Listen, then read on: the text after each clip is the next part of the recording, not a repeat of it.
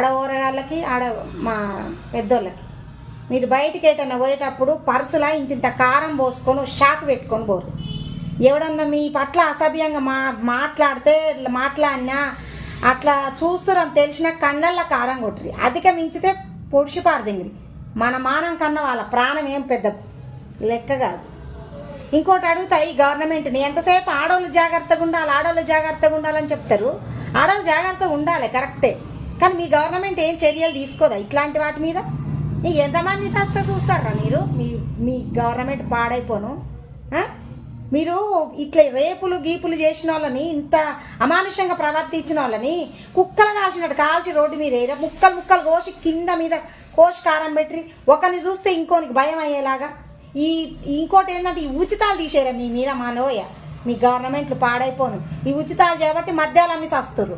ఆ మద్యాలు తాగి లంజ కొడుకులు ఇట్ట తయారై